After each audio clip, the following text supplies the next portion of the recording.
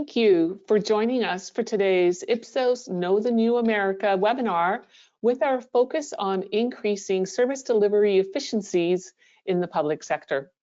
Throughout today's session, you will remain in listen-only mode. However, throughout the webinar, please submit your questions online using the Q&A feature.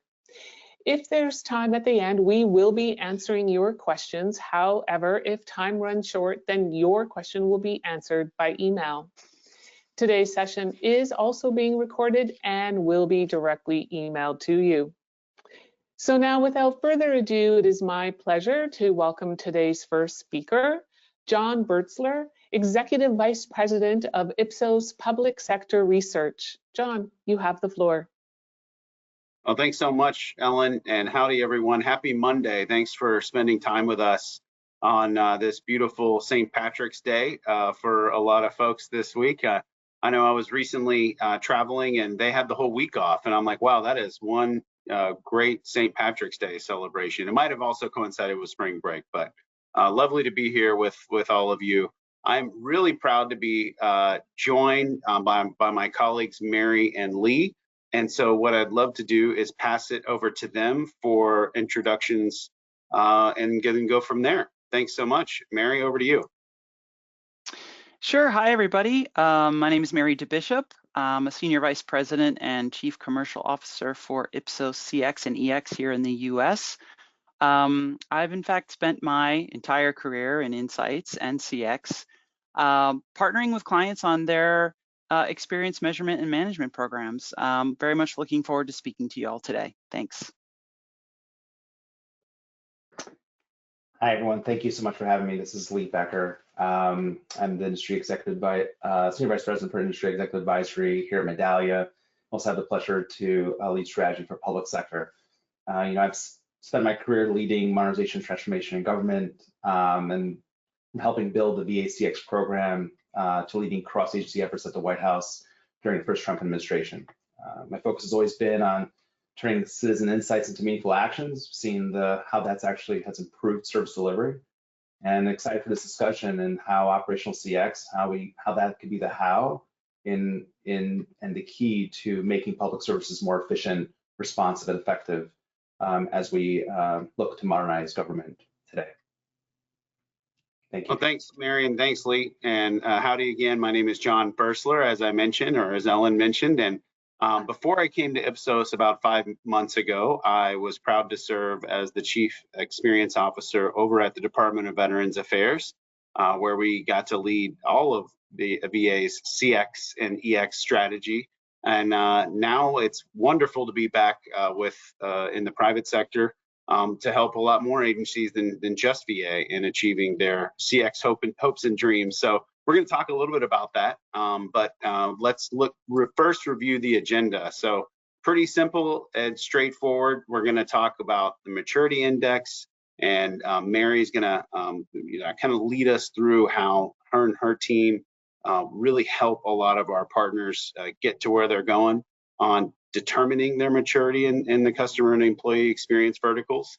Something that maybe I know was incredibly useful for me when I was a CXO.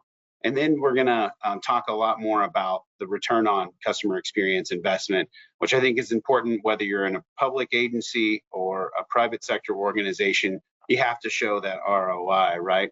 And then if we have time, we'll go to success stories, but more than likely, we'd love to hear from you all and get a few questions and hopefully some quick answers. So the objective here is not to do what we call death by PowerPoint in the military. It's to have more of a discussion. So we'll present a couple slides here and there, and then we'll talk a little bit from our own individual and unique experiences with CX and EX strategy. So Mary, turning it back over to you to talk about CX maturity. Terrific. Thank you, John. So yes, let's first talk about our view on CX maturity more generally. John, if you want to go to the next slide. So what our clients want to understand, of course, first is how do we get there? How do we move up the CX maturity curve and move closer to being a truly customer-centric organization? So when we embark on a new relationship or a program with a client, We first conduct, as John mentioned, a CX maturity assessment, and we evaluate together where you currently stand, which really allows us to meet you where you are and address the elements of CX that need addressing. So looking at this maturity curve, we help our clients take purposeful steps against specific CX success dimensions in order to advance on this path towards CX excellence. But it's important to note, this is not not at all a one and done project instead of improvements or action plans. Instead, it tends to be an evolving effort, one that is frankly rarely fully linear and really requires continuous improvement over time to adapt and adjust to changing customer needs and expectations. I'm going to dive into the specifics of the elements we use to define maturity in a minute, but first want to give you all a flavor of what might be happening at companies who are on the ends of this spectrum. So first, if you're in that exploratory phase of customer experience, there's probably a desire to be more customer-centric, but perhaps your efforts have been spotty at best. Executive support for CX might be minimal. Perhaps little or no effort has been made to create a cohesive CX program. There may be somewhat misguided belief that the organization is already measuring and managing CX well, but you know the truth. An embedded firm, on the other hand, is one where differentiated customer experience is really core to the culture of the entire organization. And CX is celebrated and visible to every employee. Decisions are made through the lens of CX impact. Critical metrics are linked across the business to drive innovation. And there's this ongoing focus on sustaining and improving CX to positively affect associated business growth. So just to give you a flavor of those ends of the spectrum, if you want to go to the next slide, John. Okay, so how do we measure this? Here are the elements of customer experience management programs that we believe should be considered as you move up that maturity curve. And I'm going to walk through these very briefly. So having established clear CX governance in your organization is really key to success, as it establishes, accountability, responsibility, including but not limited to where resources and the money are held and who controls those strings. CXM technology is key to enabling CX success, delivering insights to the right people in a timely and seamless way, democratizing data, you hear a lot about that today, and empowering your staff to action against the results. We look for your CX measurement framework to be comprehensive and aligned, measuring all of the customer touch points, so all of the different ways that your customers interact with your brand, whatever that is in your world, in some fashion, and include a competitive assessment. So you always want to have that competitive view as well. Mature CX ecosystems include employees, as I sort of alluded to already, who fully understand and participate in CX initiatives. So we want them empowered to deliver what we know matters most to customers. We also, of course, look at an organization's level of activation. I often make the quote, use the quip that, measuring your height doesn't make you taller. We have to take action on the data. So you need to be doing things like closing the loop on service issues, but also looking at the bigger picture, the systemic root causes for consistent problems. I'm going to talk more about financial impact next, but this is about whether the organization is really quantifying the business impact of CX across the organization. And finally, organizational transformation. This is about how much an organization is really embedding customer centricity as an organizational competency. So those are all the things that we look at when we do the assessment to understand where you might sit on the curve.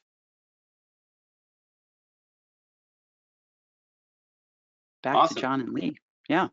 Thanks so much, Mary. And as I mentioned, we're going to pull down the slides for the time being and have more of a discussion, so we aren't, exercising that death by PowerPoint once again. So, I think as we talk more about like the importance of employee experience to improving customer experience, you really can't have one without the other. You can't have a world-class customer experience without a world-class employee experience. And noting that that's kind of almost in the center of what you just described in terms of the 7 elements of the outstanding CX maturity programs, like that's super important. I think something that we realized over time at the Department of Veterans Affairs, where we were able to officially launch our EX program in 2022, but there had been so much work previous to that that really helped define what that employee experience program was. So Lee, to get some of your, you work across, like now we all do, we kind of work across agencies, both at the federal level, but also state and local in the public sector. I'd be curious to, hear some of your cursory thoughts on good examples of agencies, whether they be federal, state, or local, that have started out as in the exploring stage, but then kind of ended up at maybe the engaged or even in the essential stages. So what are some of the first ideas that come to mind there? Yeah, absolutely. So I think one, because we're seeing it in different agencies, right? And also on the commercial side, different maturity states. So I love that Mary did a fantastic job laying it out, and I think it's inspiring. I think one of the key pieces also to note is a lot of it is not linear as well, which we found to be also best practice in the sense where, for instance, at VA, right, it was an aspect. Okay, let's start. And the way we started at VA initially was aligned to the crisis of Phoenix, in the sense that veterans did not have access to care. So there was a critical focus around it. As part of that, we talk about employees, empowering employees. At that time, we're going back, 2014, 2015. I mean, there were some stories that came out where a veteran that was in a parking lot, as an example, needing emergency care, called the front desk of the hospital, right? And again, this goes back to 2014, 2015. We go call the desk of the hospital, and the front desk would say, I'm sorry, you have to call 911, and they were right there in the parking lot. And so that was actually very insightful to note that oftentimes when there's a notion of that there's a service delivery failure, oftentimes we should also look at, are the right processes in place, the systems in place, the policies in place to enable, right, so that employee can own it. And also, I think permission. I think providing that culture of permission of, hey, you can own the moment. And I think VA did a fantastic job. John, that you and Jennifer Purdy, the whole team, and Barbara, Jason, the whole team there with Dr. Davis now, even continuing that work. But this notion of where, how do we leverage the scope and scale of the VA, where these are folks that are dedicated, committed public servants that want to make a difference and they want to serve. Giving them the tools and systems to be able to do that is key.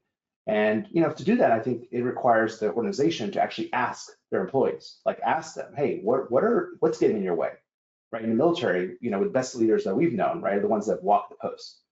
How do we, and we've seen is that agencies that have done that have actually gone to their employees and actually had their employees are part of the solution, has been key.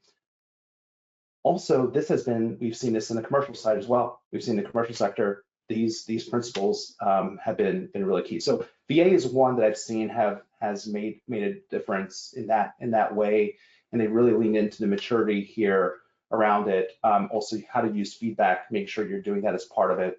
But we've seen this in USDA. USDA, they've followed suit what VA has done. For instance, one of the biggest challenges, they have multiple business lines. So what do? They know that citizens are looking for when they look at USDA, they look at one USDA. So what do they have? They have an Ask USDA. They have one-stop shop. They have a 411 essentially, like the VA 411. And so if any citizen has a question, not sure where to go, they call that Ask USDA, that one number. They could also go online as well to do that. I mean, you're looking at IRS. IRS, they have leaned in. They've leaned in from the online services side, also from the call center perspective. They've been able to deflect or address calls that have not gone through. They've been able to increase that. We've seen SSA. SSA, you know that SSA, they've leaned into their field offices where they've empowered their field offices to be able to own the experience. They found that field offices that have really leaned into to this practice has actually increased satisfaction, increased efficiency and effectiveness. So we could go on. I mean, those are some. It's great to see that we have started this journey. It started under the first Trump administration as official goal. It's continued the last 4 years, and now we're seeing in the next iteration of where there's a lot of talk about efficiency, effectiveness of service delivery. Right? We have a new law. We're going to talk more about that. I know as well. How do we improve the government service delivery? The Improvement Act. There, we've got the Digital Experience Act. There's an extraordinary opportunity right now to be able to lean in on the great foundation that's been set, look at those best practices, and then scale even further so that we could modernize the government that we're looking to do. Yeah, and I think, to your point, and fast forward from 2014 to today and the last 4 years and all the progress that has been made, really, if we think about CX in essence of what it is, whether that's public sector or private sector, it's about increasing efficiencies. It's about increasing cost savings, to the customer and the time burden, but also to the business.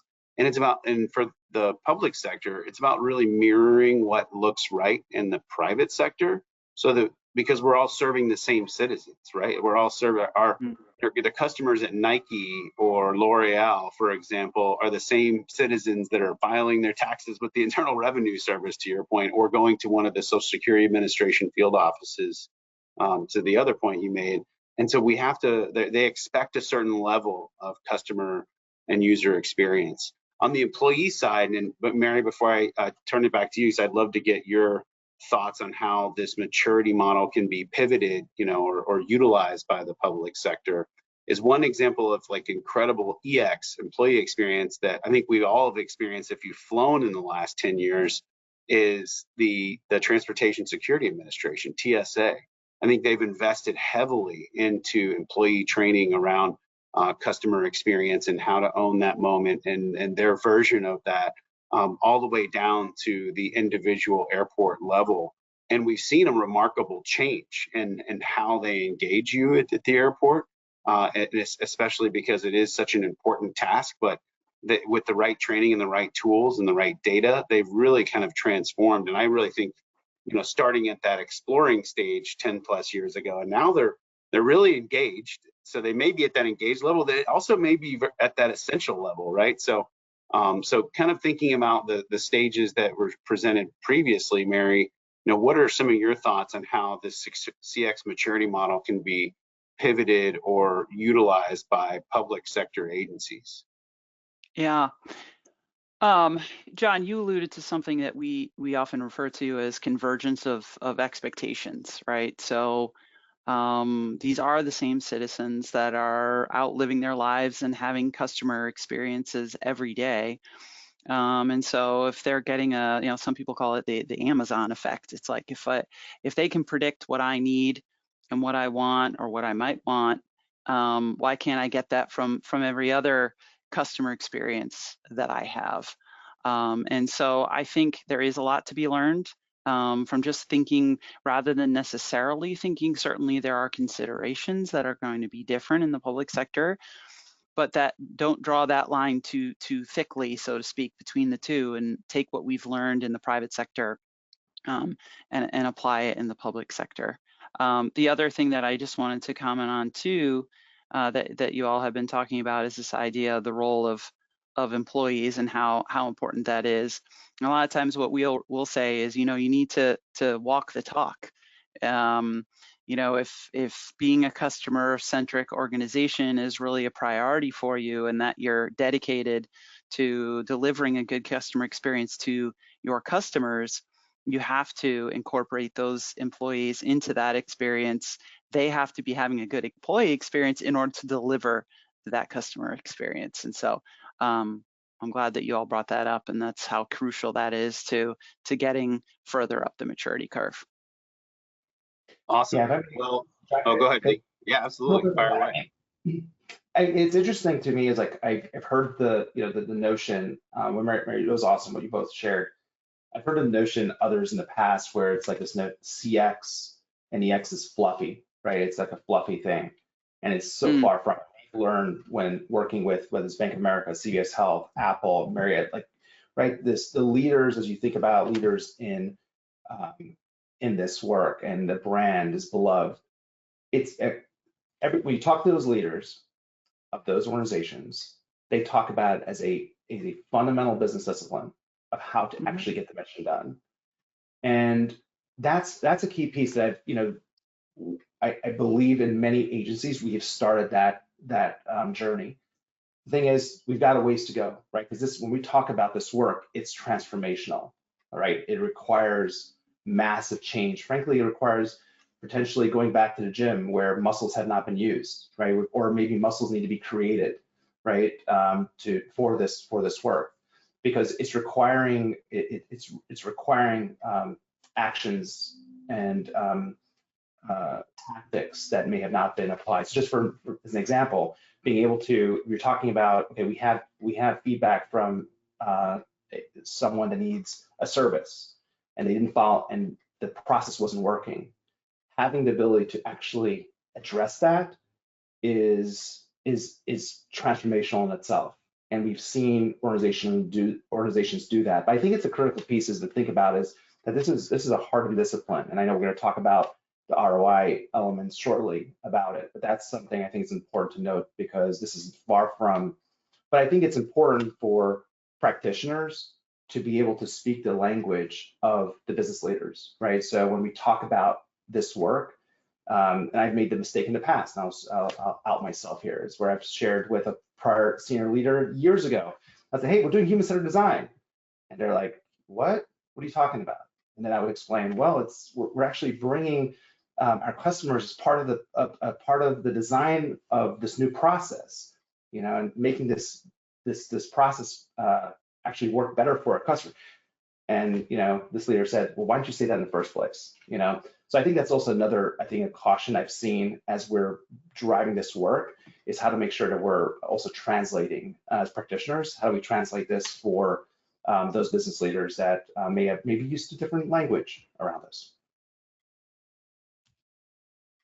Yeah, that's important, especially when, a lot of agencies, in particular on the public sector side, aren't as familiar with human-centered design methodology, and how do you inculcate that so that you can move from that exploring to emerging, engaged, etc. So, well, really kind of taking more, I guess, like a higher level view of all of this. We did some polling data, or we gathered some public opinion data. We asked Americans in 2023, what they thought of or what agencies they trusted and at what levels. And I thought it was interesting. And then we looked at it as trust as a metric over time for the public sector. And this is just a couple of data points that I thought we'd share.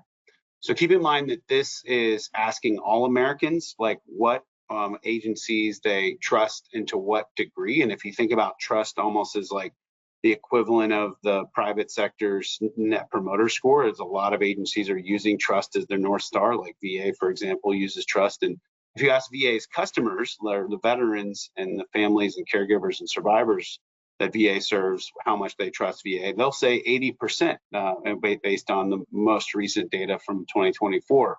But if you ask America writ large and American citizens writ large, you get these metrics which are much lower than you would expect a private sector experience. And so I wanted to point that out because of the major differences on those joint customers. So, you mentioned it earlier, Mary, and I wrote down that convergence of expectations, the Amazon effect, like those customers over time, and as you'll see in this chart, we 40 years ago, we may have been all using similar contact center, expectations where your average speed to answer and abandonment rates were just as good or bad as in the public sector as it was in the private sector, whether you're calling a company to find out more information or to complain about a product that you were using, or you're calling the Social Security Administration or the Internal Revenue Service or the Department of Veterans Affairs about an experience that you had.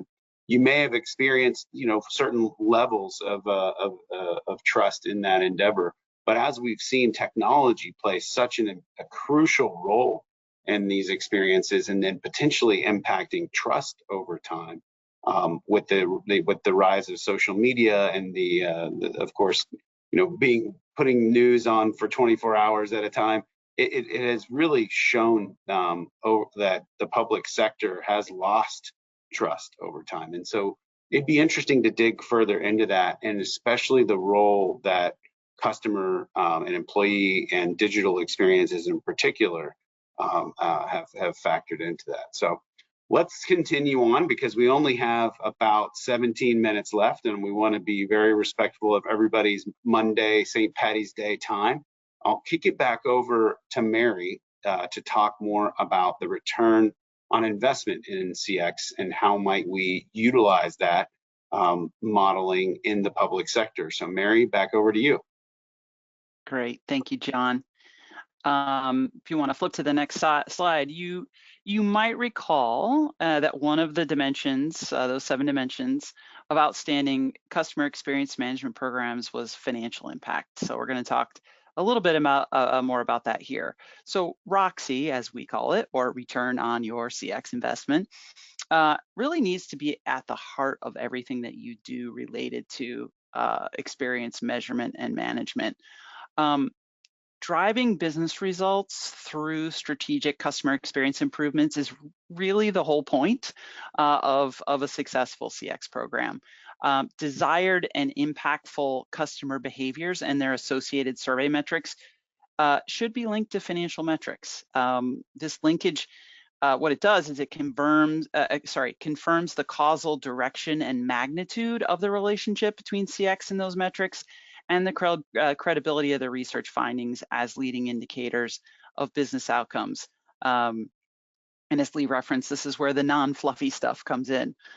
For example, when we are working with clients to gain executive or leader buy-in on the importance of CX, we're talking about how CX moves the needle on business results and therefore is critical for organizations to prioritize. When we are designing a measurement program for a client, we're setting up listening posts for interactions that we have determined really matter to that overall customer experience and therefore business success. An associated benefit here, given the theme of the webinar, is making your CX program more efficient, because it allows us to make sure that we're allocating spending to measure the things that we know matter, and perhaps even move resources away from the things that matter less to a good customer experience. And when we assess opportunities to action, again, there's that actioning again, against the CX insights that we collect, we always do that with ROCXI in mind. What is going to drive the ROI? So ultimately, best-in-class CX programs prioritize actions that are going to improve that overall customer experience and then lead to those positive business results, which might include things like what you see here: improved customer retention, increased advocacy, operational efficiencies, or some other positive business or financial impact. It can be, there's multiple measures of success here.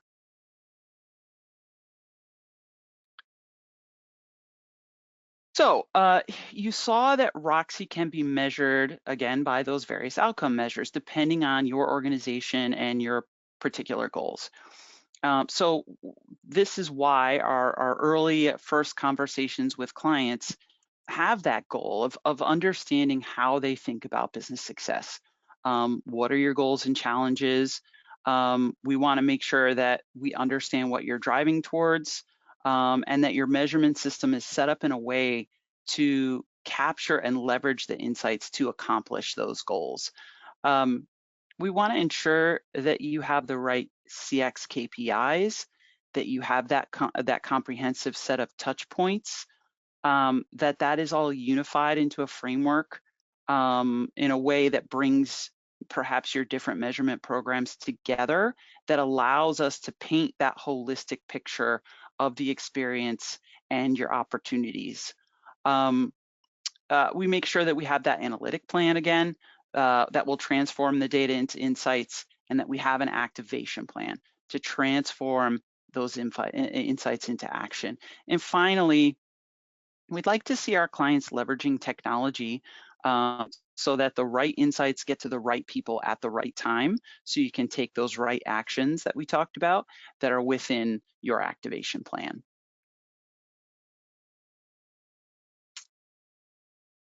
And speaking of technology, once you're measuring the right things at the right time and among your various audiences, we really need technology to better activate and enable all of those design pieces. We talk about technology activating and enabling CX programs, but it's not a magic pill. These here are some of the considerations when you're building a large enterprise program on technology. In terms of data capture, when we say comprehensive, we're alluding to the fact that surveys are not the only means of feedback. Your CX platform is going to work harder for you if you leverage it as a single source of customer truth. So you're feeding in things like behavioral data, data from your CRM, social data, digital experience data. And now with AI, we're actually doing a lot with unstructured data like call center recordings, web chat sessions, and analyzing that data, again, using AI alongside your survey data in order to deliver richer insights.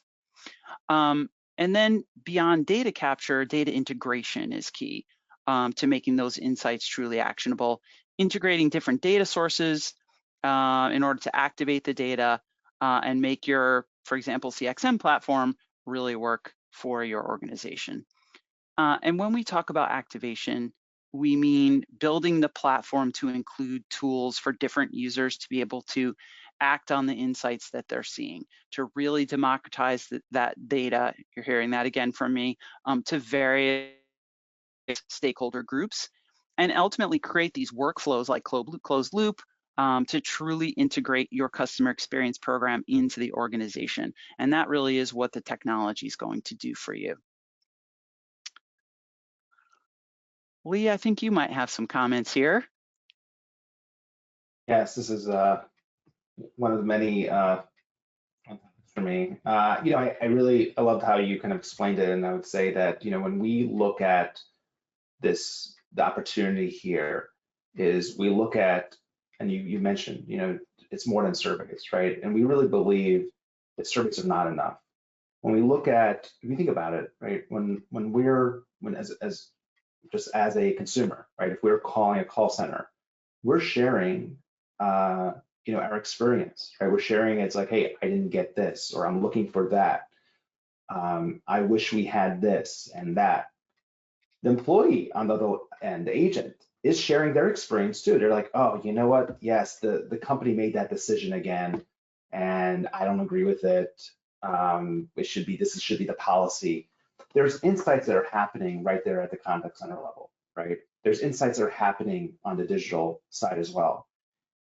As we're thinking about the future of the experience, which is now, and how can we make sure that we're capturing those insights and looking at it from an omni-channel perspective, and then being able to really drive the action. You showed, I love how you showed on the right side the column of how that action happens and how it flows through. You're empowering the workforce, right? Empowering the front line so that they could actually drive that. That's something that what's great is, it used to be, I know when I was on the operations side, that would take a very manual effort. Now technology allows us to do that relatively quickly as we think about the inner loop, or closing the loop at the individual level, but then using that incredible mass of insights and then helping to drive, understand the risk, understand, improve decision-making, prioritization at at every level of the organization is an extraordinary opportunity. We need to, and we're seeing the results of organizations that are at a lot of this is happening, in large part in the private sector. But there's no reason why on the government side, we're seeing examples like, I know federal student aid is looking at this. I know VA is looking at it, and they're starting the journey. Even HUD, like HUD, we're seeing HUD doing it. I mean, I know people think that HUD is not, but they're actually have been working this. So that's, I think, the IRS.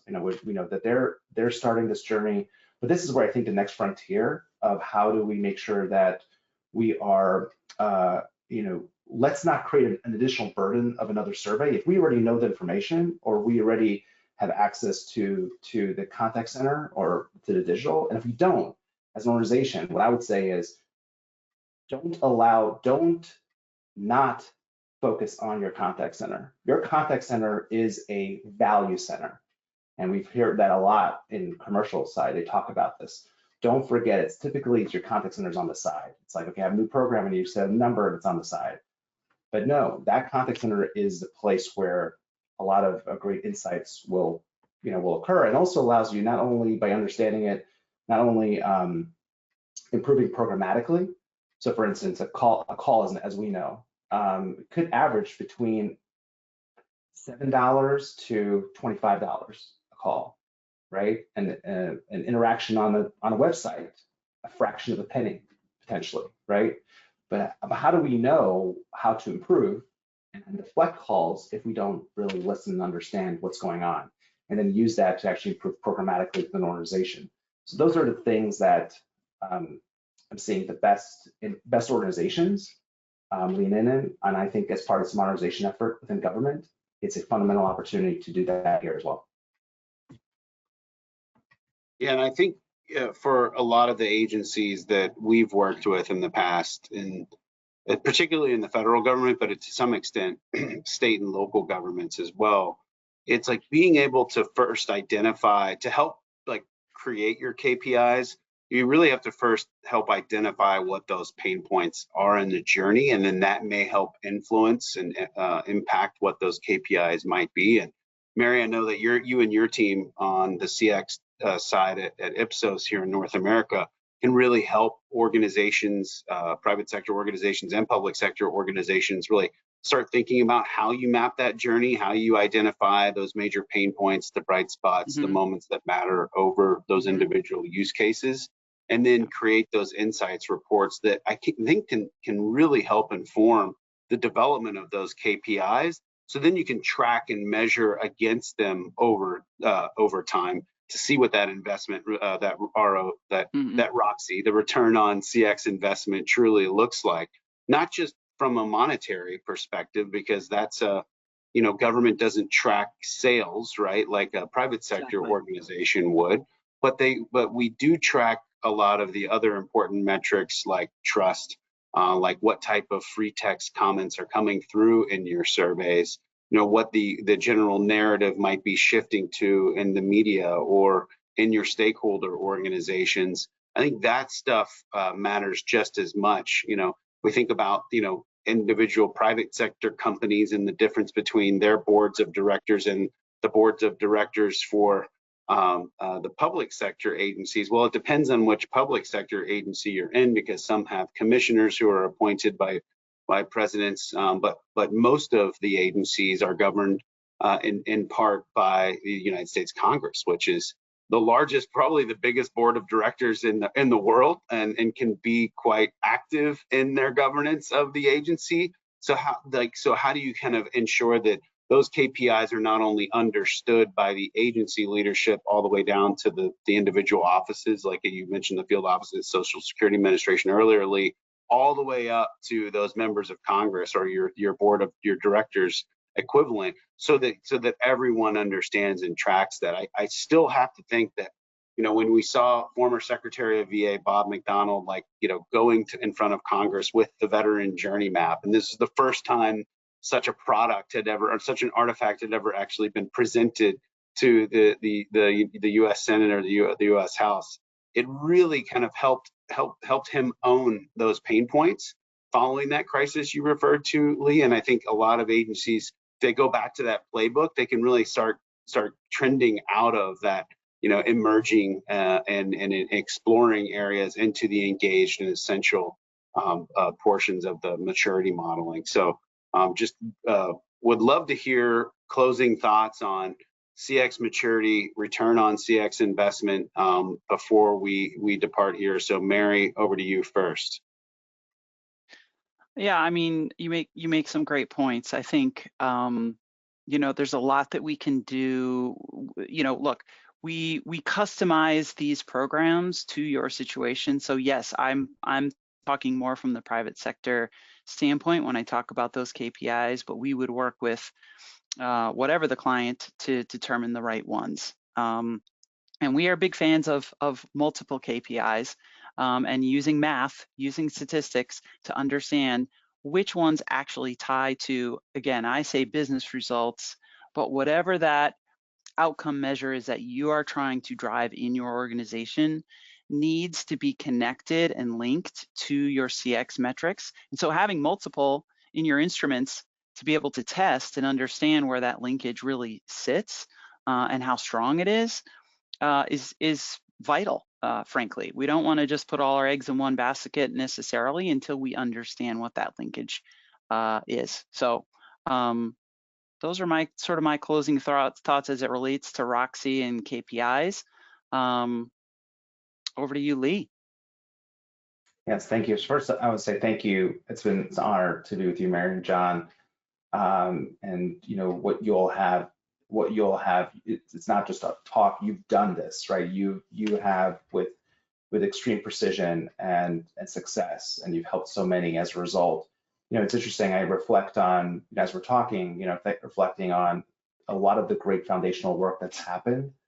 And when we think about the VA being able to collapse, hundreds of call centers into kind of the V411, USDA as Ask USDA. But I think there's a government mandate, as a friend reminded me, there's a government mandate around having one government, okay? The government should feel like one. As a citizen, I should not have to figure out how to navigate everything.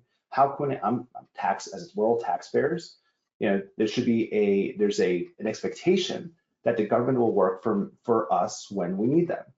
And that's something, I think, an opportunity to do that. And that is not, it's not because a government employee is not doing their job. They are doing their job. They're working so hard. They're so dedicated. It's the system that's in place that has bogged down. It's all those code of regulations, the budgets, etc., these line items. Essentially, we have a government that is very, very siloed.